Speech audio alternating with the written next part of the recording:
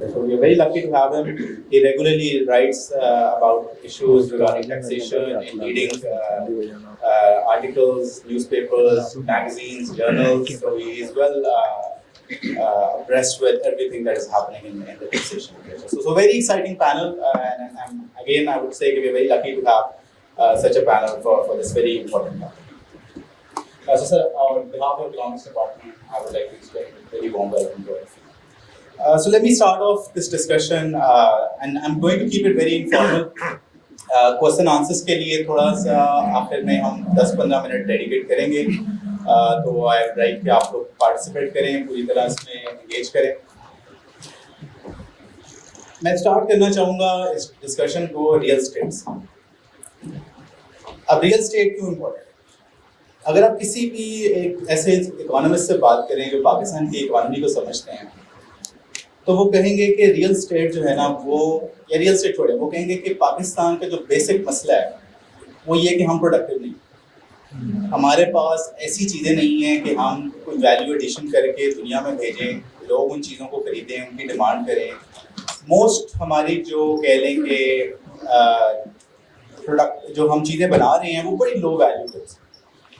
तो सवाल ये आता है कि अब फिर प्रोडक्टिविटी कैसे बढ़ाई जाए, कि हम कैसे ऐसी चीज़ें प्रोड्यूस करें, एक्सपोर्ट करें कि दुनिया उनको खरीदना चाहे और फॉरेन कैपिटल आए, एक्सपोर्ट्स बढ़ें. और इसको जो ब्लेम दिया जाता है, अभी वर्ल्ड बैंक की एक रिपोर्ट है जो कहते हैं कि पाकिस्तान का सबसे बड़ा मसला ये है कि हमारे यहाँ एलोकेटिव इनएफिशिएंसी, कि हम चीज़ों को जहाँ लगाना चाहिए वहाँ लगा नहीं रहे, जिस वजह से जो पोटेंशियल है पाकिस्तान का वो रियलाइज नहीं है. राइट, वो एलोकेशन आप चाहे बंदों की ले लें कि लोगों को कहाँ पर नौकरियाँ मिल रही हैं, या आप ले लें कि हमारा इन्वेस्टमेंट कैपिटल कहाँ जा रहा है. तो मैं बात करूँगा इन्वेस्टमेंट कैपिटल. रियल स्टेट पे मैं इससे फोकस करना चाह रहा हूँ कि पाकिस्तान में एक बहुत पिक्यूलियर सी सिचुएशन बन गई है कि हमारी मोस्टली जो इन्वेस्टमेंट है वो जा रही है रियल स्टेट. राइट, आपके पास पैसे होंगे, आप क्या करेंगे? आप कहेंगे आप प्लॉट लेकर, राइट, वो प्लॉट पड़ा रहेगा, वो पता नहीं वहाँ डेवलपमेंट हो रही है नहीं हो रही, वो पैसे पड़े रहेंगे वहाँ पे. और जनरली ये कंसिडर किया जाता है कि बड़ी सेफ इन्वेस्टमेंट है, कोई नहीं, ऊपर ही जाएंगे पैसे. और मोस्टली अब इसका नतीजा ये निकल रहा है कि बजाय पैसा आपका इंडस्ट्री में जाए, स्टॉक मार्केट में जाए, कंपनीज को सपोर्ट करे, वो पैसा आपका प्लॉटों में, एम्प्टी प्लॉट्स ऑफ लैंड में पड़ा हुआ है और एक सर्कुलेशन में नहीं आ रहा. It is not raising employment, it is not leading to more jobs, it is not leading to value addition. तो ये एक बड़ा चैलेंज है. तो let me start with doctor Ikram on this. We'll go very informally and we'll have it in a discussion form. तो इकराम साहब, आपके ख्याल से ये कितना बड़ा मसला है और इसको हम किस तरह से इसके बारे में सोचना चाहिए कि रियल स्टेट की जो टैक्सेशन है, और व्हाई इज इट कि लोग रियल स्टेट में पैसे डालना प्रेफर करते हैं ना कि प्रोडक्टिव इन्वेस्टमेंट? जी बहुत शुक्रिया. सबसे पहले तो मैं लम्स का और पाइट का ख़ास तौर पर शुक्रिया अदा करना चाहता हूँ कि इस तरह की एक्टिविटी पाकिस्तान में पहली दफ़ा हो रही है और हमें चाहिए कि हम इंगेज करें एक दूसरे के साथ और ज़्यादा डिबेट में, रिसर्च में. क्योंकि पाकिस्तान का एक बहुत बड़ा मसला, मैं रियल स्टेट पे तो बात करूँगा, वो ये है कि हमारे यहाँ जो सेंटर ऑफ लर्निंग नहीं है सही मायने में. हमारी यूनिवर्सिटीज़ भी वहाँ पे वो रिसर्च नहीं होती जो होनी चाहिए. और भले हम अपने आप को कितना भी कहें, मगर आप देखें कि दुनिया में जो रैंकिंग्स होती हैं यूनिवर्सिटीज़ की, उसमें हम कहाँ खड़े हैं. तो सबसे बड़ी कमी जो मुझे महसूस होती है, मिसाल के तौर पर international bureau of fiscal documentation जो है वो दुनिया में एक माना हुआ अदारा है जो फिस्कल चीज़ों पर रिसर्च करता है. उनकी अपनी पब्लिकेशंस तो अगर आप देखें इंग्लिश में है, जैसे एम्स्टरडैम बेस है दुनिया का, और इंटरनेशनल फिस्कल एसोसिएशन भी अपने मैगजीन जो है बुलेटिन से पब्लिश करवाते हैं. तो दुनिया में कुछ इस्टेब्लिश जर्नल्स होते हैं जहाँ अगर आप कोई चीज़ पढ़ें तो आपको पता चलता है कि यहाँ बुनियादी रिसर्च हो रही है. और वो मैं 94 से अभी अपने सिविल सर्विस भी नहीं छोड़ी थी, तो I was there correspondent and आज भी हूँ. और अब मैं वहाँ देखता हूँ तो इंडियंस ऑन एवरेज उनके जो 6 मैगजीन हैं उनमें उनकी पब्लिकेशंस 30 to 40% होती हैं. इवन वेस्ट को भी वो मुकाबला कर रहे होते हैं. और पाकिस्तान से मैं नहीं देखता कि कोई वहाँ लिखने में इवन इंटरेस्टेड भी हो. तो पहले हमें पता होना चाहिए कि दुनिया में क्या हो रहा है और दुनिया क्या रिसर्च कर रही है, दुनिया फिस्कल पॉलिसी में किस तरफ जा रही है. और हमें यहाँ पे अपने स्टूडेंट्स को अगर बताएं कि भाई international bureau of fiscal documentation, international fiscal association कोई चीज़ है. इंटरनेशनल फिस्कल एसोसिएशन का तो पाकिस्तान में चैप्टर भी नहीं है. حالانکہ 2021 لوگوں کو مل کر ایک چیپٹر بنانا چاہیے اور ہر سال دنیا میں جو انٹرنیشنل فسکل ایسوسیشن ٹاسک دیتی ہے اس کے اوپر چیپٹر کریٹ ہونا چاہیے، بات چیت ہونی چاہیے. تو بنیادی خرابی کی طرف میں اشارہ کرتے ہوئے کہ ہم سب میں ایک بہت بڑا مسئلہ ہے کہ ہم اپنی سیلف پریز میں تو لگے رہتے ہیں کہ ہم بہت اچھے ہیں، مگر دنیا میں ہماری رینکنگز ریسرچ میں ہماری یونیورسٹیز کی اور ٹیکس تو ماشاء اللہ پڑھایا نہیں جاتا ایز اے سبجیکٹ یہاں پہ. اور مجھے بڑا افسوس ہوتا ہے کہ جب میں دیکھتا ہوں کہ ایون لمس میں بھی ہم پڑھاتے تو ہیں، اب زیادہ پڑھاتے ہیں، میں تو بڑے عرصے سے سوائے اس کے کہ راؤزنگ میں کوئی ہو یا ان کا کوئی خاص ایکسٹینشن لیکچر ہو، کیونکہ ہمارے اسپیک بورڈ کا بھی یہ حال ہے کہ وہ آپ کو فرائیڈے کو بتاتے ہیں کہ منڈے کو آ جائیں، اس دن ٹیوزڈے کو بتاتے ہیں کہ آپ کا کیس سپلیمنٹری لگ گیا، کل تشریف لے آئیں. تو اس کمپیوٹرائزیشن کی ایج میں بھی ہم اپنی جوڈیشری کو بھی فکس نہیں کر سکے اور ٹیکسیشن کے جو ایشوز کورٹس میں چلے جاتے ہیں وہ پھر 25-30 سال تو ماشاء اللہ ہائی کورٹ سے ہی نہیں نکلتے. تو جہاں جس ملک میں جوڈیشری فکس نہ ہو وہاں کچھ بھی نہیں ہو سکتا. یہ میرا بنیادی کچھ باتیں میں کرنا چاہتا ہوں. اب ریئل اسٹیٹ کے بارے میں میرا یہ خیال ہے کہ پاکستان میں لگاتار جو فیوڈلس کا ہولڈ رہا پاکستان کی اکانومی پہ، یہ ہمیں انڈیا سے بالکل ڈسٹنگوش کرتا ہے کہ انڈیا نے سب سے پہلے لینڈ ریفارمس کی اور اپنی جمہوریت کو مضبوط کیا. جس ملک میں فیوڈلزم ہو وہاں جمہوریت نہیں ہو سکتی، چاہے آپ اس کا نام پارلیمنٹ کی جمہوریت رکھتے ہیں یا کچھ بھی رکھ دیں. تو پاکستان کے اندر دراصل آج بھی فیوڈلز ہی حکمران ہیں. وہ کسی ایک پارٹی میں ہوتے ہیں، کسی دوسری پارٹیوں کے نام بھی نہیں میں لینا چاہتا. وہ پارٹیاں کون بناتی ہیں وہ بھی ہمیں پتہ ہے. کبھی وہ کنونشن لیگ سے لے کر آج تک جتنی پارٹیوں میں جتنے فیوڈلز شامل ہوئے ہیں ان سب کا ہمیں پتہ ہے. تو میں ٹیکس کی بات بھی پولیٹیکل اکانومی کے ہی کانٹیکسٹ میں کیا کرتا ہوں کہ ریئل اسٹیٹ کو اس لیے یہاں پہ بہت زیادہ اہمیت رہی کہ زمین جو ہے وہ یا تو سرکار کے پاس ہے اور بیکار وہاں جیواز بنے ہوئے ہیں اور برڈس کو ضائع کیا جاتا ہے. بڑے بڑے جو ایگزیکٹو کے لوگ ہیں وہ وہاں رہتے ہیں اور یوں لگتا ہے کہ جیسے ہم ان کے غلام ہیں، کیونکہ اگر ہم جیواز جانا بھی چاہیں تو باہر ایک بڑا سا گیٹ لگا ہوتا ہے جہاں پہ آپ کی گاڑی کی تلاشی ہوتی ہے اور پوچھا جاتا ہے کہ آپ کی یہ بلینس آف ڈالر کی زمین ہم کیوں ضائع کیے بیٹھے ہیں. تو ایک طرف تو ریئل اسٹیٹ کی جو آپ نے ایفیشنسی کی بات کی، خود گورنمنٹ اور جو لینڈس ہیں چاہے وہ پروونشل ہیں یا اور ڈی سی بہادر کا بنگلہ کبھی آپ جا کر دیکھیں، شولپورہ میں آپ دیکھیں، سرگودا میں دیکھیں، اس کی لینڈ کی آپ سائز دیکھیں، اس کی مینٹیننس دیکھیں. تو میں کہہ رہا تھا آپ تو کالونیل ہینگ اوور سے نہیں نکل سکے. انگریز تو خیر جو کرتے تھے مگر ہماری جو اس کے بعد کی بیوروکریسی ہے وہ اتنی خراب ہے، اتنی بری ہے. اس میں خاص طور پہ جو ہمارے پی ایس کے لوگ ہیں، جو پہلے جی گروپ تھا، انہوں نے ملک کا بیڑا گرک کرنے میں کوئی کسر نہیں اٹھا رکھی. اس کے بعد پھر ماشاء اللہ جوڈیشری اور پھر اس کے بعد اسٹیبلشمنٹ کا رول. تو یہ باتیں کھل کے اس لیے کرنی چاہیے کہ اصل مسئلے کی طرف اشارہ کیے بغیر اب یہ اتنی ایمنیسٹیز جو آتی ہیں، اتنے ڈی ایچ ایس بنے ہوئے ہیں جہاں لینڈ کا روز کاروبار، آپ کس چیز کو فروغ دینا چاہ رہے ہیں؟ اب شاید کہ شہر بچاؤ جہاں ہم نے ڈی ایچ اے نہیں بسایا ہے اور جہاں پہ آپ کو ایک لیوکریٹو جو ہے وہ آفر کی جاتی ہے کہ جی آئیں، آپ سے کوئی سوال نہیں پوچھا جائے گا. اب کوئی سوال نہیں پوچھا جائے گا. ہر وقت آپ دیکھیے ایمنیسٹیز کا زور اس بات پہ رہا ہے کہ جی بیرون ملک اثاثے ہوں یا اندرون، آپ سے کوئی سوال نہیں پوچھا جائے گا. جی آپ کے پاس یہ ایمنیسٹی دے دیں تو کوئی سوال نہیں پوچھا. یہ ایمنیسٹی آپ انڈسٹریل زون کو دے دیتے کہ آپ انڈسٹری لگا رہے ہیں، کتنے لوگوں کو آپ روزگار دے رہے ہیں، اب آپ سے سوال نہیں پوچھتے ہیں. مگر ساری جو ہماری ایمنیسٹیز رہی ان کا دار و مدار اس بات پہ تھا کہ ابھی میں نے کچھ اثاثے لینڈ، کچھ میں نے بلڈنگیں بنا لی ہیں، اب مجھ سے نہ پوچھا جائے. پچھلی حکومت میں بھی کنسٹرکشن والوں کو 2-3 قسم کی ایمنیسٹیاں دی گئیں. ایسا 30-35 انڈسٹریاں چل پڑے گی پوسٹ کووڈ میں. اب ہم دیکھ رہے ہیں کہ انڈسٹریز وقت بالکل ہی بیٹھی ہیں، کیونکہ پھر 7E لے کر آئے. تو انہوں نے کہا اچھا بھی ہم آپ کے خالی پلاٹس کا بھی بندوبست کرتے ہیں. آپ ایسا کرتے ہیں کہ ہر ایک کا جو خالی پلاٹ پڑا ہے اس کی ہم اتنے فیصد کو سمجھتے ہیں کہ یہ آپ کی فیئر مارکیٹ ویلیو، اس کے اوپر 20% ٹیکس لگا. یہ کون سی ٹیکسیشن ہو رہی ہے؟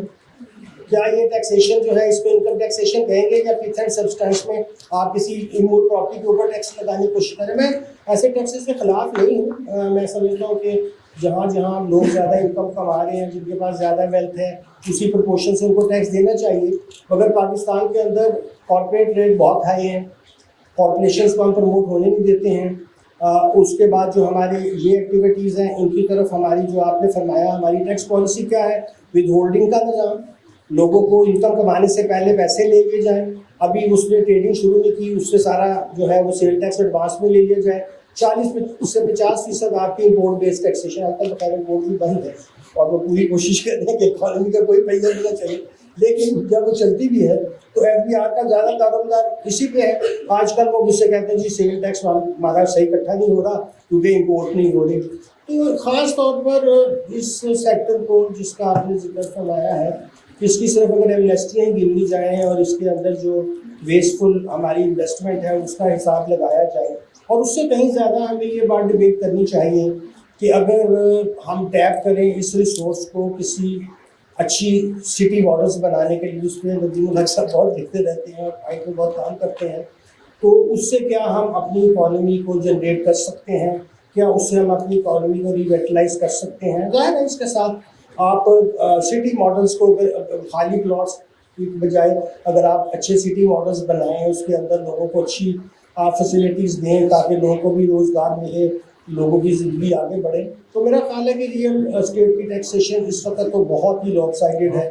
کیونکہ کیپٹل گین کو آپ نے اندر سیپریٹ بلاک رکھا ہوا ہے، 4 سال بعد آپ کو کوئی ٹیکس نہیں لگے گا، کبھی اس میں کوئی تھنکنگ آتی ہے، کبھی کوئی، اور اس کی کانسٹیٹیوشنلٹی بھی ابھی میرے حساب سے طے ہونا باقی ہے، مگر میں نے اپنی مقصد میں اس کو ایک لنک کرنے کی کوشش کی. شکریہ. بہت شکریہ کام صاحب.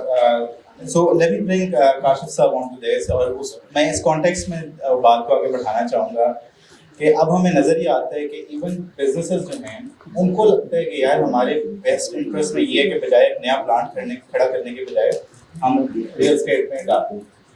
تو اکرام صاحب آپ ذرا بتائیں، جو کاشف صاحب جو اکرام صاحب نے ہائی لائٹ کیا ہے کہ the way we are taxing real estate, اس سے بزنسز کس طرح سے اس کو پرسیو کر رہے ہیں، اور وہ انسینٹیوز کیا واقعی ڈسٹارٹ ہو رہے ہیں اور کس طرف موو کر رہے ہیں. میرا دونوں صاحبان سے میں دونوں سے سیکھتا ہوں، لیکن میں تکنیک کے بیچ میں بیٹھا ہوں. دیکھیں، اٹ از ویری امپورٹنٹ کہ کوئی ٹیکس نیٹ کے اندر کیوں آئے، اور یہ آواز آپ کی اب آ رہی ہے جی، اب بہتر ہے. سب سے پہلے جی کہ کوئی ٹیکس نیٹ کے اندر کیوں آئے گا، اور ریئل اسٹیٹ میں جو آپ پیسے انویسٹ کرتے ہیں وہ سب سے سیفسٹ موڈ ہوتا ہے کہ ہم سے بھی پوچھے گا.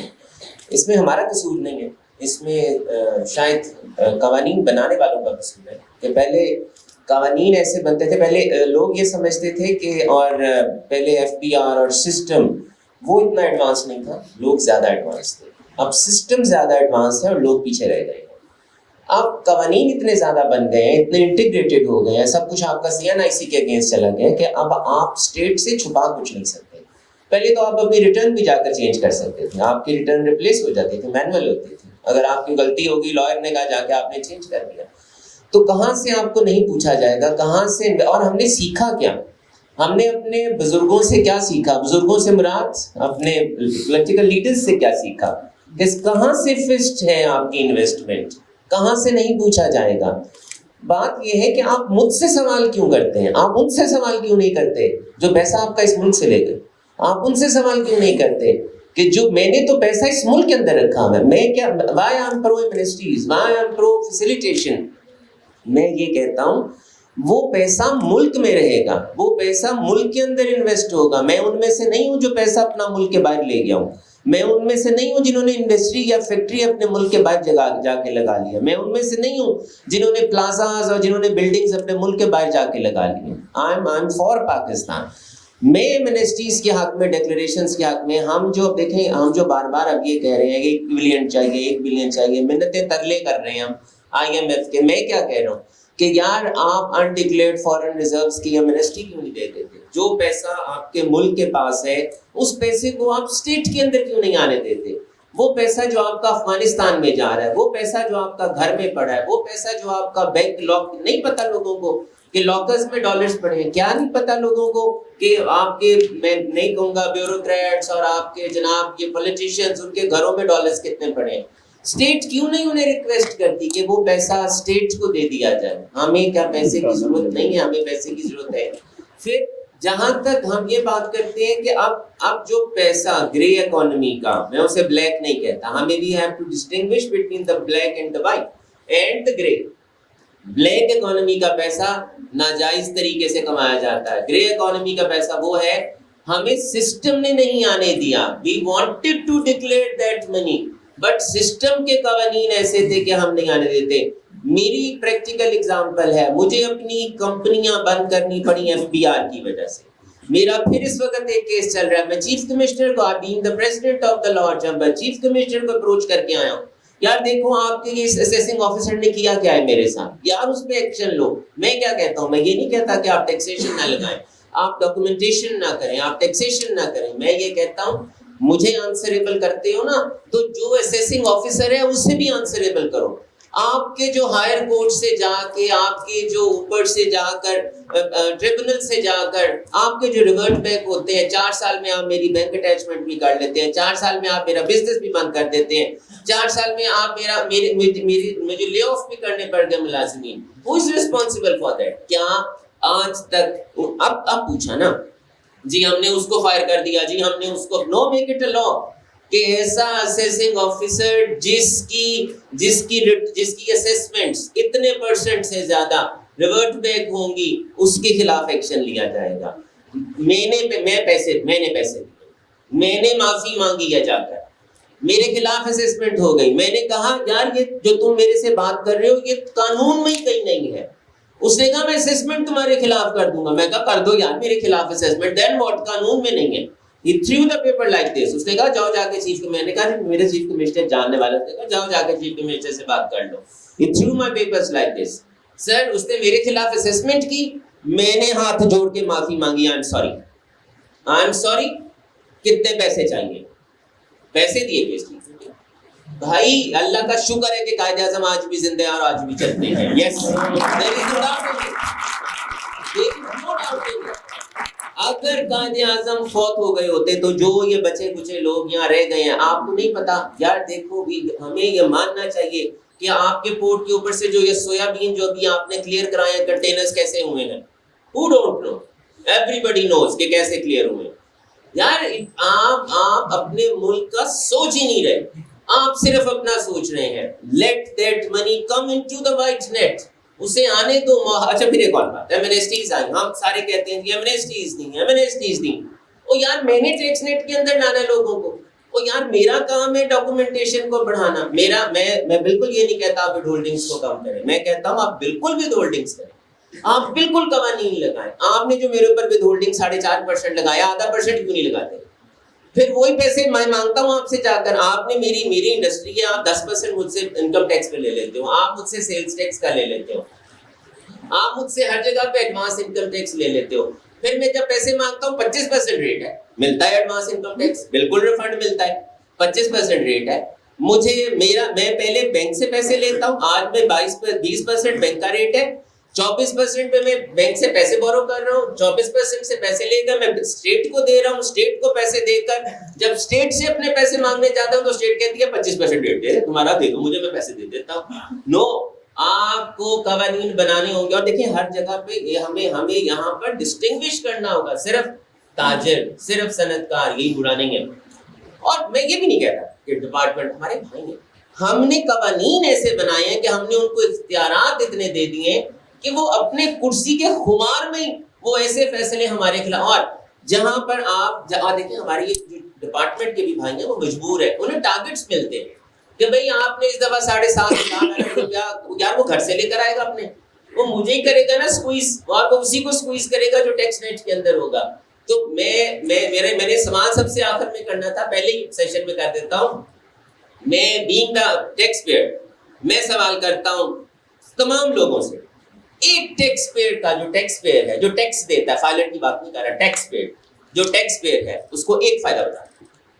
کم penalties between the filer and the non filer. Benefit کیا ہے؟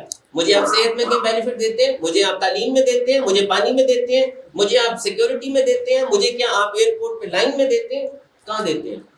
ایک ٹیکس پیئر کو پاکستان میں کوئی بینیفٹ نہیں. یس پینلٹیز ضرور کم ہے. سو ہمیں دیکھیں اگین از نیور لیٹ, ہمیں ڈسٹنگوش کرنا ہوگا. جو ٹیکس پیئر ہے اسے عزت دینی ہوگی. لوگ نہیں آتے ٹیکس نیٹ کے اندر, مجبوری سے آتے ہیں. ہمیں انہیں بتانا ہوگا کہ یار تم ٹیکس دے رہے ہو یا تم فائلر ہو تو تمہیں یہ فائدے ہوں گے. جب تک ہم نہیں کریں گے we do apologize, ہمارا ٹیکس پلیز.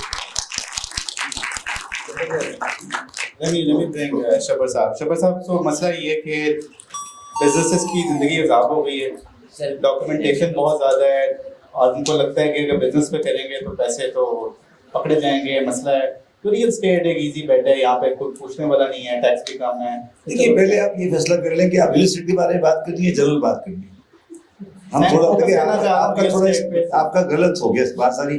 ہم ریئل اسٹیٹ کے بارے میں بات کر رہے تھے، اب آپ کسی اور طرف نکلے. آپ اس سے کیا چاہتے ہیں؟ میں آپ سے یہ چاہ رہا ہوں کہ ریئل اسٹیٹ میں آپ مجھے بتا دیں، میں وہ بتا دیتا ہوں. ریئل اسٹیٹ میں لوگ ریئل اسٹیٹ کی بات کرتا ہوں، ٹھیک ہے.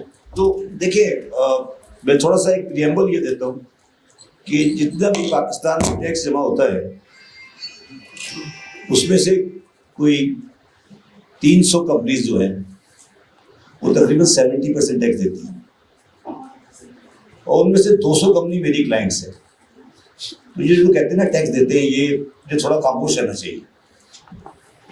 مجھے پتا ہے کون کتنا ٹیکس دیتا ہے، کیونکہ 40 سال میں نے یہ فرگوسن کمپنی چلائی ہے، اور دوسرا میں 8 مہینے چیئرمین FBR رہا ہوں. مجھے اچھی طرح پتا ہے کہ کتنا ٹیکس کون دیتا ہے. سارے لاہور کے بازار مل کے کراچی کے لیاقت آباد بازار سے کم ٹیکس دیتے ہیں.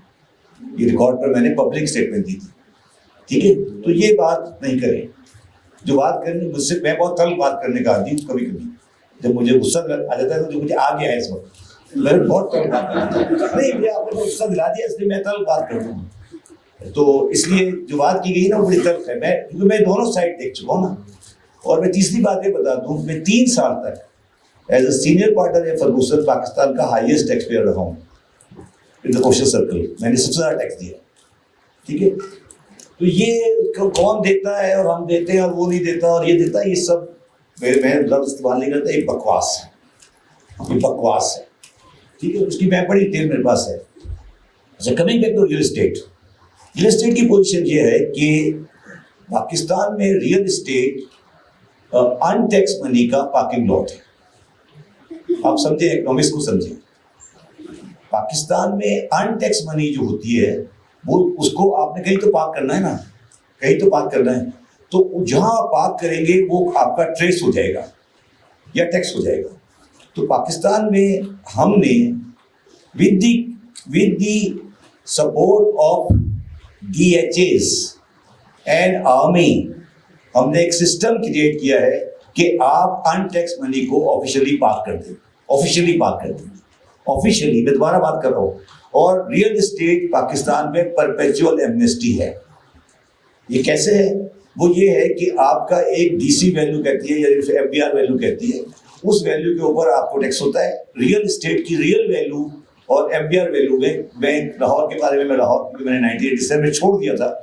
میں یہی بتا دوں کہ میرا تعلق لاہور سے ہے، میں کراچی سے نہیں ہوں. میں یہاں کرشن نگر رہنے والا ہوں. تو میں لاہور کو بھی جانتا ہوں اچھی طرح، اور لاہوریوں کو بھی جانتا ہوں. تو اس لیے میرے ساتھ پنگا نہیں کرتا. تو میرا دوست بیٹا ہے علی کالج کا. تو ہم لوگ جو آپ کا ریئل اسٹیٹ میں ہم نے جو سرکاری ویلیو رکھی ہوئی ہے، کراچی کے بارے میں کہہ رہا ہوں، اس وقت تقریباً 1/2 ہو گئی ہے، بلکہ اب تو یہ 1/2 سے بھی بڑھ گئی. جب میں چیئرمین FBR تھا تو میں نے پہلا کام یہ کیا تھا کہ ریئل FBR ویلیو کو 100% پہ لے گیا تھا، اور پورا پاکستان میرا دشمن ہو گیا تھا.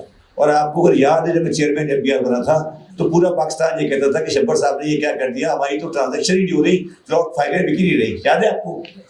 سب کو یاد ہے، فائلیں نہیں بکتی تھی. یہ فائلوں کا کام سارا میں نے روک دیا تھا، اور میں نے اس کو کر دیا تھا 100% اور میں اس کو اور بڑھانا چاہتا تھا، کیونکہ میں چاہتا تھا کہ اس کو برابر کر دوں. اور مجھے اس کے بعد مجھے چیف آف آرمی اسٹاف صاحب نے بلایا. انہوں نے کہا سر یہ بہت زیادتی کر رہے ہیں آپ، DHAs میں بھی ہوتا ہے، ہر جگہ ہوتا ہے، ہمارے لوگ تو کام ہی یہ کرتے ہیں.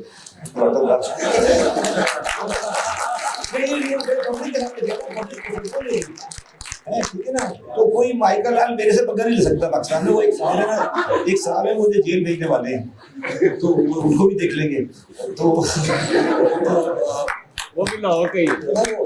اچھا، یہ اس نے بات کی نا کہ ٹیکس افسر خراب ہے. آپ کو پتا ہے میرے اوپر کیا الزام ہے؟ کہ میں نے ریفنڈ دے دیا.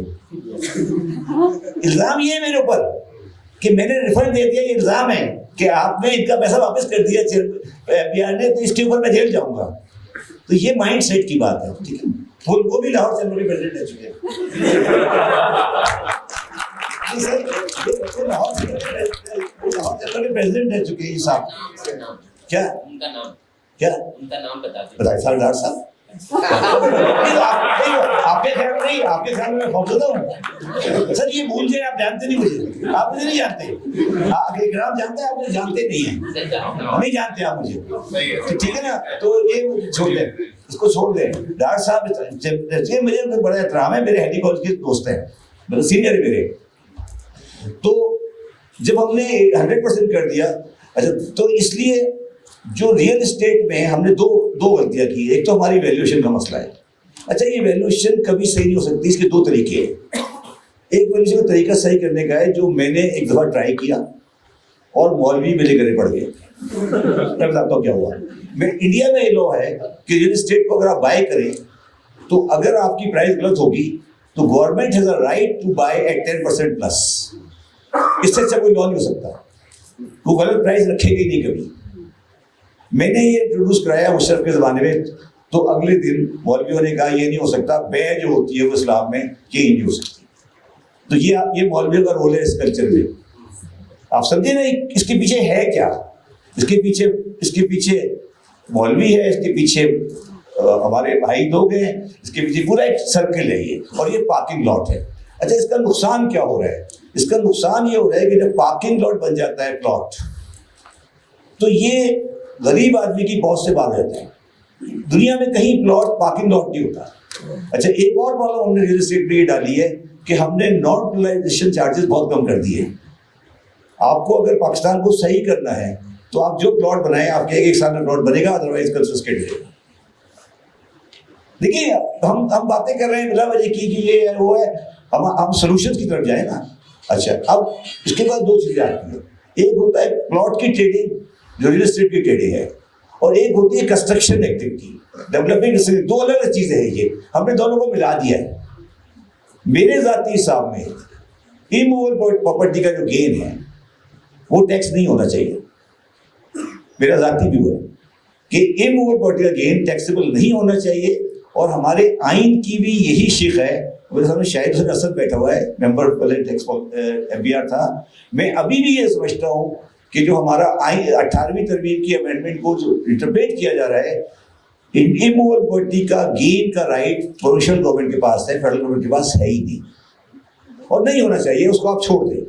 آپ کو ٹیکس کرنا چاہیے کنسٹرکشن ایکٹیویٹی کو, جو کہ ایکچولی بزنس ہے. دیکھیے میرے والد صاحب نے مجھے پلاٹ دے دیا, میں نے بیچ دیا, کیپٹل گین آ گیا. تو یہ جو capital gain on the sale of immovable property ہے, یہ آپ نے اس کو ہیوی ٹیکس کر کے, جو اس وقت تقریباً اگر آپ ٹیکس کریں گے, نارمل میں ٹیکس کریں گے, تو یہ ٹیکسیبل ہو ہی نہیں سکتا. تو پھر آپ نے لگایا کہ 4 سال میں کریں گے تو یہ ہو جائے گا, تو یہ ہو جائے گا, تو یہ سب بکواس ہے. اچھا اب آپ اس پوری اکنامکس کو سمجھیں.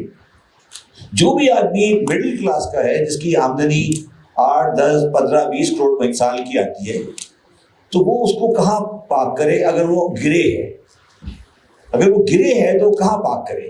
بینکوں کی تو بڑی ریگولیشنز آ گئی ہیں ہر جگہ. تو اس کا سب سے بہترین جو جگہ ہے وہ ہے DHA. وہ پلاٹ نہیں, وہ بڑھتا جا رہا ہے نا. آپ اس کی اکنامکس کو سمجھے نا, یہ بالکل سیدھی بات ہے, کوئی راکٹ سائنس نہیں ہے, اس کی کوئی راکٹ سائنس نہیں ہے. تو اب ریئل اسٹیٹ ٹیکسیشن جو ہے وہ ہمارا ایشو ہے. اچھا اس کا ایک اور اسپیکٹ ہے, اب جو انشاءاللہ تعالیٰ جو جس پہ میں کام کر رہا ہوں, جو ہمارا ہمیں میرا ویو بالکل کلیئر ہے کہ ہمیں لوکل ڈیٹ اور پاکستان اور فارن ڈیٹ ہم پاکستان کا ادا نہیں کر سکتے. تو ہمیں اس کے لیے ریسٹرکچرنگ چاہیے, اور ریسٹرکچرنگ کے بعد جو ہمیں اس کا ایسٹ جو ہم ڈسپوز کریں گے وہ ہمارا لینڈ ہوگا, جو اسٹیٹ کا لینڈ ہے. اور ابھی میں نے IF کے ساتھ ایک پروگرام کیا ہے لاہور میں. تو لاہور کی جو اولڈ سٹی ہے, آپ کے خیال میں اس میں کتنی لینڈ گورنمنٹ کی ہوگی؟ اندازہ لگائیں. 87%. 87% of the land in the Lahore city is owned directly or indirectly by government departments. And اس پہ قبضہ ہوتا جا رہا ہے, مافیا لینڈ مافیاز آتے جا رہے ہیں. تو اس کا سب سے بہترین طریقہ یہ ہے کہ GOR کا بڑا درخت ختم کرے اس کو, یہ گورنر ہاؤس کو ختم کریں, یہ سارے بکواس آپ نے پھیلائی ہوئی اس کو ختم کریں, اس سے اس کو انکیش کریں, پاکستان کا ڈیٹ ری پے کریں, کوئی ایسی بات کریں نا پاکستان چلے. یہ میرا ایک دوسرے کے خلاف شکایتیں کرنے کا کیا فائدہ ہے؟ ٹھیک ہے, ایچ کالج بھی شامل کر دیجیے, ایچ کالج بھی شامل کر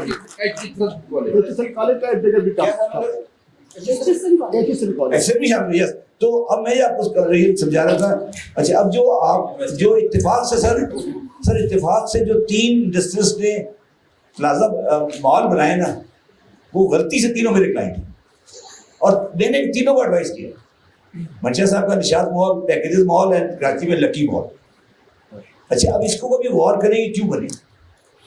منشا صاحب والے کو آپ چھوڑ دیں, پیکیجز مال کیوں بنا؟ اس لیے پیکیجز مال بنا کیونکہ وہ جو پلانٹ تھا وہ اب انوائرمنٹ میں پھنس گیا, اور پلانٹ کو ہم نے شفٹ کر دیا تھا چونیا میں. تو لینڈ انہوں نے یوز کی فار دی ریئل اسٹیٹ, مطلب پیکیجز گروپ ریئل اسٹیٹ میں نہیں جائے گا. یہ میں آپ کو کلیئرٹی کہہ رہا ہوں. میرا جو لکی مال ہے, لکی مال جو کراچی میں بنا ہوا ہے, جو تباز کا ہے, وہ بھی یہ بہت شہر ان کا پلانٹ تھا پرانا, وہ تو پلانٹ شہر میں آ گیا تو وہ چلا گیا. کوئی بھی سمجھدار انڈسٹریلسٹ ریئل اسٹیٹ میں اس لیے نہیں جاتا, میں بتاتا ہوں کیوں نہیں جاتا. اس لیے نہیں جاتا کہ ریئل اسٹیٹ میں اگر آپ سیل کریں گے نا, دو ہو سکتے ہیں, رینٹل اور سیل. اگر آپ سیل کریں گے تو آپ کو وائٹ بائر نہیں ملتا.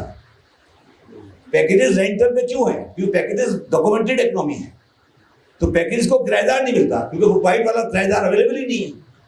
اور اگر آپ سیل کرنے جائیں گے تو سیل والا بھی اویلیبل نہیں ہے. تو کبھی بھی کوئی شریف آدمی ریئل اسٹیٹ کا کام نہیں کرے گا, کیونکہ اس کو نہیں کرے گا نہیں نا. اگر اس نے وائٹ کرنا ہے تو نہیں کر سکتا نا, کیسے کرے گا, اسے کہاں سے. اب اس لیے اگر آپ کو یاد ہے, اگر آپ دیکھیں تو ہم نے ایک بڑا اچھا وہیکل بنایا ہوا ہے, اکرام جانتا ہے, ریئل اسٹیٹ ریٹ, جو ایگزمپٹ فرام ٹیکس ہے. ایک بھی ڈھنگ کی ریٹ نہیں آ پا رہی. اس لیے نہیں آ پا رہی کہ جب مجھے میں ریٹ بنا لوں گا, کھڑا کر دوں گا, میرا بائر اویلیبل, وائٹ والا بائر ہی نہیں ہے. مجھے پھر الٹیمیٹلی رینٹل میں جانا پڑتا ہے, رینٹل والا بھی اویلیبل نہیں ہے.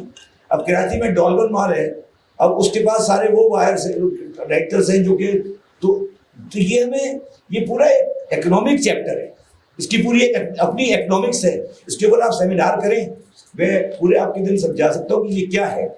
مگر جس طرح کے بلڈر مجھے لاہور اور پنڈی میں نظر آ رہے ہیں, اور جس طرح کے بدماشوں کے ساتھ کام کرتے ہیں, وہ مطلب جن کے ساتھ لینڈ گریبرس ہیں, تو وہ تو پھر یہ ملک نہیں صحیح ہو سکتا کبھی بھی.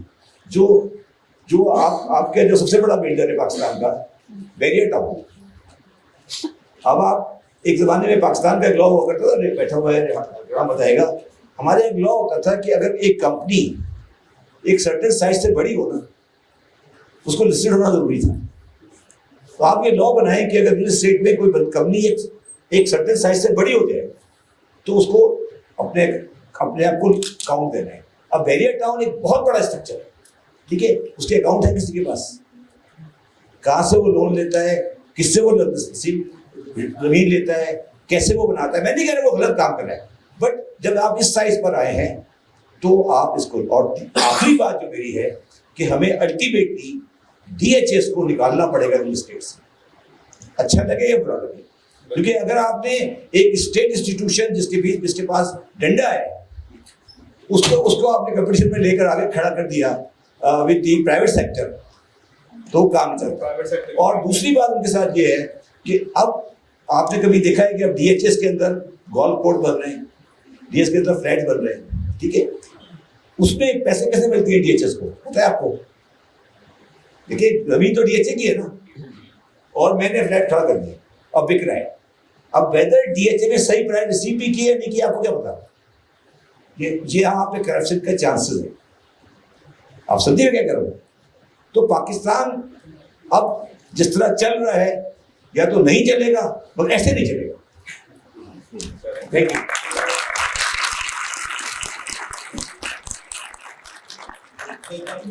ڈسمل پکچر پینٹ کی ہے یہاں پہ, اور اٹ سیمس لائک اگر ہم نے ریئل اسٹیٹ کو فکس کرنا ہے تو پولیٹیکل اکانومی جو ہے نا وہ ہارٹ آف دا میٹر ہے, اس کو فکس کرنے کی ضرورت ہے. اور آئی تھنک اگر ہم ان چیزوں کے بارے میں بات کریں, بہت پبلک میں ڈسکشنس میں آئیں, تو شاید کوئی نیڈل موو کرے, شاید ہم کسی طرف پہنچیں کہ F D R valuation market level پہ آ جائیں, ٹیکس ریٹس 10% والا لون لائے نا, کیوں نہیں لاتے. وہ مشکل سے. دوسرا ایک بات میں کہنا رہ گیا, دیکھیں انگلینڈ میں آپ ہر رجسٹری جو ہے نا پبلک ڈاکومنٹ ہے. آج آپ کسی انگلینڈ کی جائیں, ان کے پاس ہے لنڈن رجسٹری, ایک ویب سائٹ ہے, آپ کوئی پراپرٹی کا نمبر ڈالیں وہ بتا دے گا پراپرٹی کب بنی تھی اور کس نے کتنے خریدی ہے. اب اس آئی ٹی کے زمانے میں ڈی ایچ اے سے پروفیشنل لا کے دکھا دیں آپ مجھے پلاٹ کس کا ہے, کریں نا. دیکھیے ہم ٹیکس کی بات کرتے ہیں نا, ٹیکس تو بعد میں آئے گا, مجھے ڈی ایچ اے کے اونر بتا دیں کون کون ہے, ڈی ایچ اے کے پلاٹوں کے اونر کون کون ہے. اور میں آپ کو آج گارنٹی کرتا ہوں, میرے چیئرمین ایف بی آر رہ چکا ہوں, میں آپ کو گارنٹی کرتا ہوں کہ ان پلاٹوں میں سے 70% ڈکلیئرڈ نہیں ہے, نہیں ہے. بالکل ٹھیک کہہ رہے ہیں. تو پھر جو کہتے ہیں نا ہم ٹیکس دیتے ہیں, مجھے ان سے شکایت, اگر 70% سے زیادہ ٹیکسیبل ہو تو میں نام بدل دوں گا. اگر ڈی ایچ اے کے 70% پلاٹ کا اونر ڈکلیئر ہو جائے میں نام بدل دوں گا. مجھے ساری یہ کیونکہ میری بات کچھ بھی نہیں, 70% پراپرٹی نہیں ہے, اور وہ اکثر ان اماؤں کے نام ہیں جو کہیں پنڈ میں رہ رہی ہے, کوئی کدھر رہ رہی ہے, کوئی کدھر رہ رہی ہے, تو کبھی آدھی سب مر بھی گئے ہیں, باقی کوئی ابا نے اس کی شادی کر دی, اصلی نام پہ کسی کے نہیں.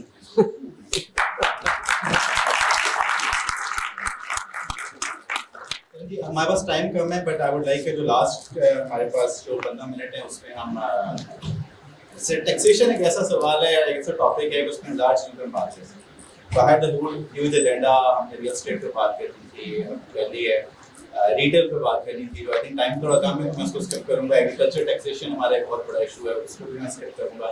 تو just now get to the audience question اور شو کرتے ہیں کہ آپ کی پرسپیکشن شروع کریں. تو لیٹس اسٹارٹ. میں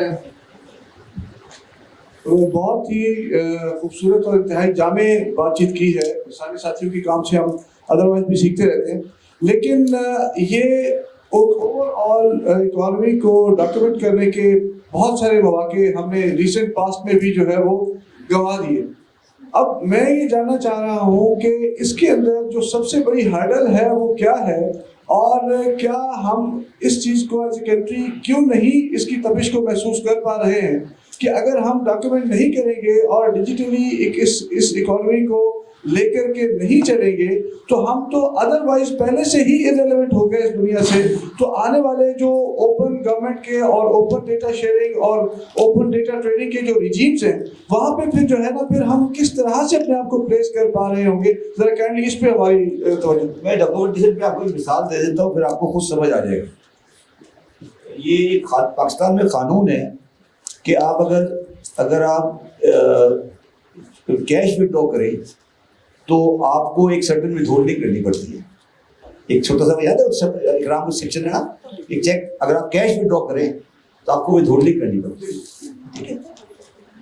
تو جب میں چیئرمین ایف بی آر تھا تو میں نے کہا یار یہ مجھے بتاؤ, اچھا وہ اس کا آبجیکٹو ٹیسٹ کلیکٹ نہیں ہے, بڑا چھوٹا سا اماؤنٹ ہے وہ, کہ یہ پتہ لگے کہ کیش وڈرا کون کر رہا ہے. جب میں چیئرمین ایف بی آر تھا تو میں نے کہا یار مجھے یہ بتاؤ کہ پاکستان میں 20 کیش وڈرال کون سی پارٹیاں کر رہی ہیں, پتہ لگے نا کہ کون سی پارٹی ہے جو کیش وڈرا کر رہی ہے وہ ڈاکومنٹڈ نہیں ہے. تو وہ اس سارے پاکستان میں کرنے کے بعد انہوں نے لسٹ بنا کے دی. آپ بلیو کریں گے کہ پہلے 15 کیش وڈرال والے کون تھے؟ Chinese contractor to power plant. Chinese contractor to power plants were the biggest cash withdrawal in the Pakistan economy. تو سر کچھ چیزیں ایسی ہیں جو ہم پبلکلی کہنا نہیں چاہتے.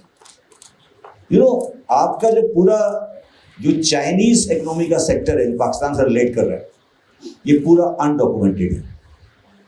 میں جب چیئرمین ایف بی آر تھا تو مجھے چائنیز نے آ کے کہا کہ ہم آپ کے ساتھ $5 بلین کی انڈر ایڈوائزنگ کرتے ہیں. اکرام جانتا ہے $5 بلین جس کا سیٹلمنٹ ہوتا ہے حوالے کے تھرو. یہ چیمبر والے اچھی طرح جانتے ہوں کہ اس پر پارٹنر بہت زیادہ ہوتا ہے کام, ٹھیک ہے. اور انہوں نے مجھے یہ بھی کہا کہ سر آپ اس بارے میں بڑے اسٹرانگ لگتے ہیں تو ہم یہ چاہتے ہیں کہ آپ اس کو ایک دم ہاتھ نہیں ڈالیں, آہستہ آہستہ آہستہ آہستہ کریں. ٹھیک ہے, میری بات اب اس کی کا جواب دے رہا ہوں. پاکستان میں نان ڈاکومنٹیشن کی رکاوٹ نہ ایف بی آر ہے نہ بزنس مین ہے, اس کی رکاوٹ بینکس ہیں. بینکس اپنے اکاؤنٹنگ ٹرانزیکشنز کو ریلیٹ نہیں کرنا چاہتے. دنیا کے کسی اکنامی میں بھی ایسا نہیں ہے کہ banking transaction totally out of the scope of the taxation رہتی ہے. پاکستان میں ڈار صاحب کے دوست ہیں, اچھے کام بھی کیے. وہ 165A سیکشن لے کر آئے, اس کے بعد 165 لائے, 165A لائے, اس کو ریٹ کی, اس کے اوپر لوگوں نے روک دیا. پھر میں جب آیا میں نے ان سے ریٹ ودرا کرائی. پاکستان میں اس وقت 3 کروڑ بینک اکاؤنٹ ہے, 5 کروڑ بینک اکاؤنٹس ہے, 5 کروڑ بزنس بینک اکاؤنٹ ہے, ٹھیک ہے, اور ان میں سے صرف 1 کروڑ جو ہیں وہ ہمارے ٹیکس ریکارڈ میں ڈکلیئر ہے. 4.5 کروڑ بینک اکاؤنٹ پاکستان میں کسی ٹیکس کے ریکارڈ میں ڈکلیئر نہیں ہے. لاسٹ ٹائم جب ورلڈ بینک نے ہمیں پریشرائز کیا تو ہم نے ایک کانسیپٹ ڈالا بزنس بینک اکاؤنٹ کا انڈر لا, مگر وہ امپلیمنٹ نہیں ہو رہا, بینکس ہمارے ساتھ کوآپریٹ نہیں کرتے. تو اب جو کچھ ہو رہا ہے, اب جب آپ ایک چیز کو بہت عرصے تک غلط طریقے سے چلاتے رہتے ہیں نا تو کبھی نہ کبھی تو برا دن آتا ہی ہے نا. تو آ گیا باقیوں کو بھی انکلوڈ کر لیجیے گا. تو اکرام صاحب آپ کے خیال سے ڈاکومنٹیشن کے چیلنج کیا ہے, کیسے انکلوڈ کریں؟ جی, ڈاکومنٹیشن میں سب سے بڑا مسئلہ یہی ہے کہ ایک تو ٹیکس پالیسی کی تھوڑی سی بھی الائنمنٹ کی ضرورت ہے کہ جب آپ کسی ٹیکس پیئر کا ٹوٹل پروفائل نہیں بناتے, اور یہ کوئی مشکل کام نہیں ہے, یعنی ہمارے یہاں بایو میٹرک سے آج کل موبائل یوز ہوتے ہیں. آپ کے پاس اس وقت 187 سبسکرائبرز ہیں جس میں سے کوئی زیادہ ایک سے زیادہ سمز بھی رکھتے ہوں گے, مگر میں 31 جنوری کی فگر دیکھ رہا تھا پی ٹی اے کی کہ 197 سبسکرائبرز میں جو یونیک موبائل یوزر ہیں وہ بھی اب 120 ملین کے قریب ہو گئے ہیں جو براڈ بینڈ بھی یوز کرتے ہیں. اور پھر میں نے پتہ بھی کیا ٹیلی کام زیادہ ہمارے یہاں پہ 3-4 پلیئرس ہیں اور ان کو پتہ ہے کہ کتنا مہنگا سیٹ ہے, کہاں کالز ہوتی ہیں, کیا ٹیپنگ پیٹرن ہے. تو ایف بی آر کے اندر بہت شور ہوا, جو بھی شبیر صاحب نے بھی ذکر فرمایا ہے کہ جو انٹرفیس ہے بینکس کے ساتھ, انٹرفیس ہے دوسرے ڈیٹا کے ساتھ, وہ کیوں کریٹ نہیں ہو پاتا. آفٹر آل اس کے لیے کون سی آج کی دنیا میں مشکلات ہیں؟ کوئی مشکل نہیں.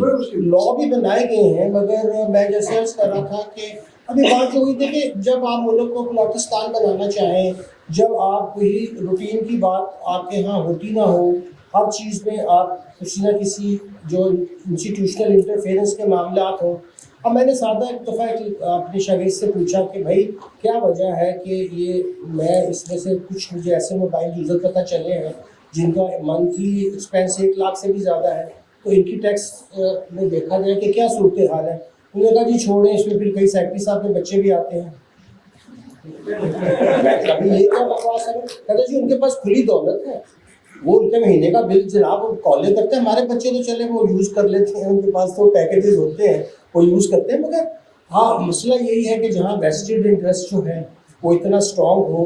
اب ہمیں ایف اے ٹی ایفیلیشن مل رہی ہوتی ہے کبھی کہیں. آپ نے بہت اچھا سوال کیا, دنیا کس طرف جا رہی ہے کہ وہ کہہ رہی ہے بینیفیشل اور اس کے نام بتائیے, دنیا میں کیا چینجز ہو رہی ہیں. اور میں نے شروع میں عرض کیا تھا کہ ہم ایک آئی لینڈ میں رہنا چاہتے ہیں جہاں ڈی ایچ ایز ہوں, جہاں گولف کورسز ہوں, ان کی فنڈنگ جو ہے وہ ٹیکس پیئر کی منی سے ہوتی ہو. اور جب یہ ایٹیچیوڈ ہو تو وہاں آپ سوچ سکتے ہیں کہ کوئی سرکاری افسر یا کوئی دوسرا آدمی یہ کوشش کرے کہ میں کوئی ایسی انوویشن کروں جس سے ڈاکومنٹیشن ہو جائے. سب کچھ ڈیٹا موجود ہے. نادرا نے بہت دفعہ اس بات کا دعویٰ کیا ہے, شبیر صاحب کو پتہ ہوگا کہ جی 4 ملین سے زیادہ جو الٹرا رچ ہے اس کا ڈیٹا آپ ہم سے لے لیں. پھر کیا رکاوٹ ہے؟ رکاوٹ صرف وہی ہے کہ اس میں ان چہرے سامنے آتے ہیں جو نہیں چاہتے کہ وہ پاکستان کے اوپر اپنا کنٹرول ختم کریں. لاہور میں پچھلے 45 سال میں 6 گولف کلب بنے, کوئی لائبریری نہیں بنی. تو یہی ہوگا نا. ملٹی نیشنل کمپنی ہے اور ایک former chairman F B R High Court نے پینل بنا دیا, تو میرے سامنے پیج ہوتا ہے, میں جوری میں. تو اس میں کیس یہ تھے کہ ایک ایکسپینس تھا جو پروڈکٹ کی کاسٹ کے اندر ایڈ ہونا تھا. انکم ٹیکس نے فیصلہ یہ دیا کہ یہ اس میں ایڈ نہیں ہوگا تاکہ انکم زیادہ ٹیکس زیادہ لگے. اور وہی کیس جب سیلز ٹیکس میں گیا تو اس نے کہا یہ اس کی کاسٹ میں ایڈ ہوگا کیونکہ اس پہ سیلز ٹیکس زیادہ لگے گا. تو اور former chairman F B R پیش ہوئے تھے میرے سامنے اور میں نے کمپنی کے حق میں فیصلہ دیا تھا. بات اب یہ ہے کہ جہاں پر آپ قوانین کو اپنی مرضی سے ٹوسٹ کریں گے, انکنسسٹنسی آف پالیسیز ہوگی, اور جہاں پر یہ دیکھیں یہ اسٹیٹ کا کام, آپ 114 کے سیکشن کو امپلیمنٹ کیوں نہیں کرتے؟ آپ اس ایسے شخص کی انفارمیشن کیوں نہیں لیتے جس کی 1000 cc سے زیادہ کی گاڑی ہے, میں نے لے کے دینی ہے, آپ اس شخص کی انفارمیشن کیوں نہیں لیتے جس کا 500 اسکوائر فٹ کا پلاٹ ہے یا 500 اسکوائر فٹ کا اس کا فلیٹ ہے؟ آپ کیوں نہیں لیتے؟ آپ کیوں ان کا منی، آپ جس کی انٹرنیشنل ٹریولنگ ہے آپ کیوں نہیں اس سے سوال کرتے؟ میں نے سوال کرنا ہے. پھر آپ کہتے ہیں آپ ٹیکس نہیں دیتے. ہم ٹیکس دیتے ہیں. بات یہ ہے کہ آپ جب میں ایک ایکسپینڈیچر کرتا ہوں اور میں اپنے ایکسپینڈیچرز کو جسٹیفائی نہیں کر پاتا، آپ کیوں نہیں سوال کرتے مجھ سے؟ کیوں آپ قائد اعظم کو انوالو کر لیتے ہیں وہاں پر؟ نہ بلایا کریں نا قائد اعظم کو. This is not my fault. This is the fault of the system. You have to correct the system. اور دیکھیں انگلی اٹھانا اگلے پہ بہت آسان ہوتا ہے، لیکن آپ کو یہ دھیان رکھنا چاہیے کہ 3 سے 4 انگلیاں آپ کی طرف آ رہی ہوتی ہیں. تو you have to correct the system. اور دیکھیں ہم سب یہ ضروری نہیں ہے کہ اگر یہ ٹیکس دے رہے ہیں تو کر رہے ہیں، سروس کر رہے ہیں، بزنس کر رہے ہیں تو وہ ٹیکس نہیں دے رہے. یس، ہمیں اس کو اویئرنیس دینی ہوگی. ہر جگہ پہ فالٹ ہے، پڑھانا ہوگا، بتانا ہوگا، سمجھانا ہوگا. اور مجھے یہ بتائیں کہ جو آپ کا جو اس وقت 150 ارب روپے 150 بلین ڈالر کا قرضہ ہے، میں گھر لے کر گیا ہوں، میں نے کہیں لے کر گیا ہوں. کیوں نہیں سوال کرتے پچھلی گورنمنٹ سے کہ وہ پیسہ کہاں پر گیا ہے؟ پوچھیں نا ان سے کہاں یہ پیسہ لگایا ہے. کیوں نہیں لگائی آپ نے جناب یہاں پر انڈسٹریل زونز کیوں نہیں بنائی؟ کیوں نہیں آپ نے ڈیمز بنائے؟ 30 بلین ڈالر کا نقصان ہو گیا، میں نے کیا ہے، میں نے نہیں ریزروائرز بننے دیے، میں نے نہیں ڈیمز بننے دیے. میرا قصور نہیں ہے، آپ کا قصور ہے. یو آر ریسپانسبل جنہوں نے پالیسیز بنائی ہیں. دونوں سوال کے بعد تو ایک وہ پیچھے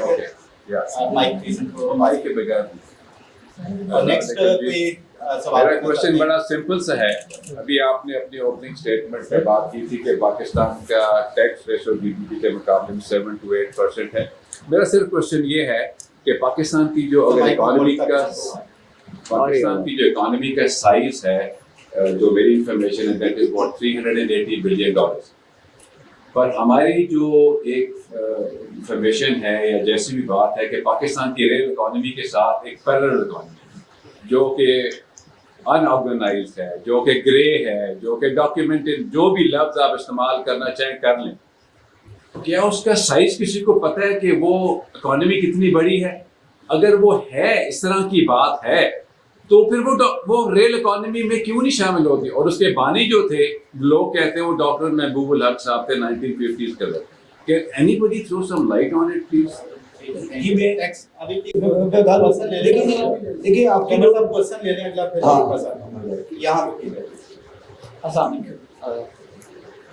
کوشچن یہ ہے basically for my own knowledge, یہ کرٹکس نہیں ہے کسی کے اوپر. جو سروسز سیکٹر ہے ہمارا، like I am a faculty member in جواس، میں آن ایوریج جو ہے پر منتھ 20-25,000 ٹیکس دے رہا ہوں.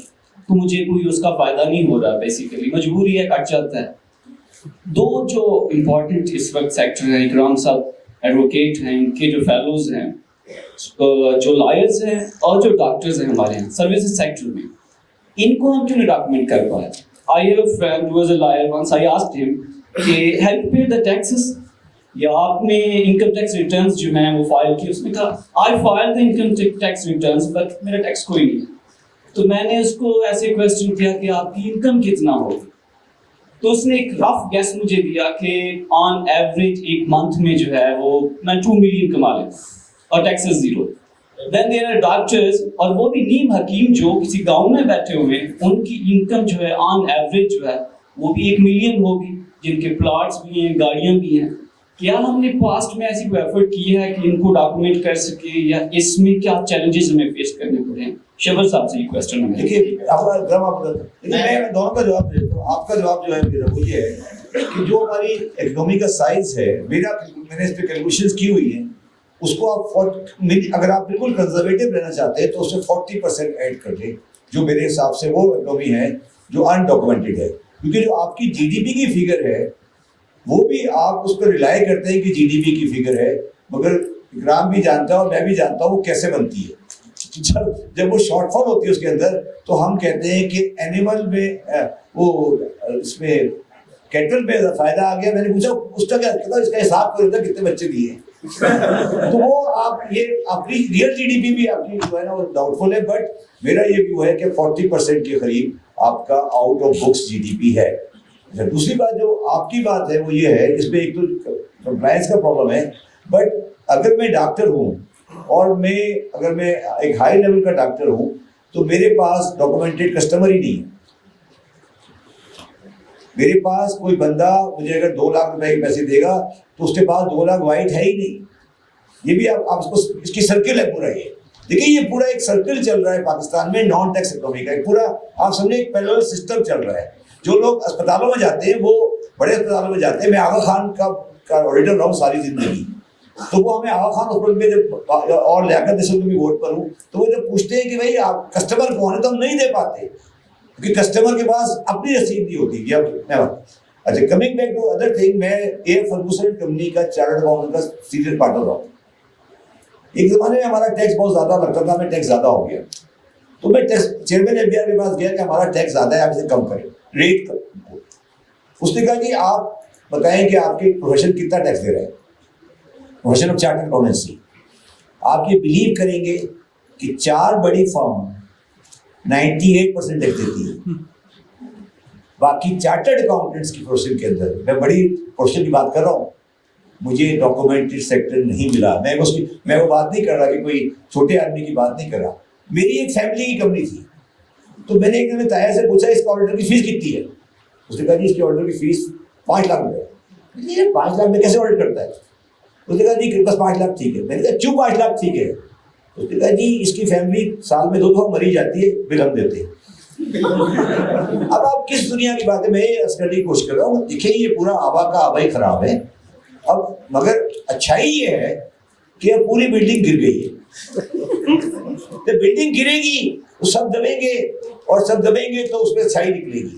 اب اس بلڈنگ کو نا ہمیں نہیں چاہیے کہ ہم بلا وجہ اس کو روکیں, اس کو گرنے دیں, ایک دفعہ اس کو ایک دفعہ گرنے دیں.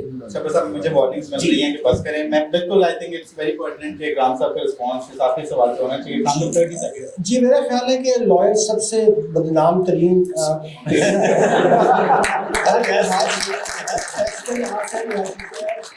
میں اس کی پوری آپ کی بات کو انڈورس کرتا ہوں کہ لائر کو بھی فکس کرنا چاہیے. بالکل ٹھیک ہے. چلو جی آن دیٹ نوٹ ہمارا ٹائم بالکل اینڈ ہوا ہے تو اجازت ہے مجھے ایک اور سوال. چلیں جلدی سے پلیز. مجھے اپنی تھوڑی سی کنفیوژن دور کرنی تھی. کل جب اوپننگ سیشن ہو رہا تھا تو غالباً ڈاکٹر ندیم الحق نے کہا تھا کہ 67% جو یوتھ ہے وہ باہر جانا چاہتی ہے, یعنی ان کے پاس جابس نہیں ہیں. شبر صاحب کہتے ہیں کہ ریئل اسٹیٹ پہ شریف آدمی کو نہیں آنا چاہیے. President of chamber of commerce کہتے ہیں کہ میں حق پہ تھا تو مجھے پھر بھی پیسے دے کے معافی مانگنی پڑی. تو جو شریف آدمی ہے وہ نہ بزنس کر سکتا ہے, نہ ریئل اسٹیٹ میں جا سکتا ہے, نہ جاب اس کے پاس ہے, تو وہ کیا کرے گا پاکستان میں؟ On that grim note, ہم اس کو conclude کریں گے. Thank you so much for coming.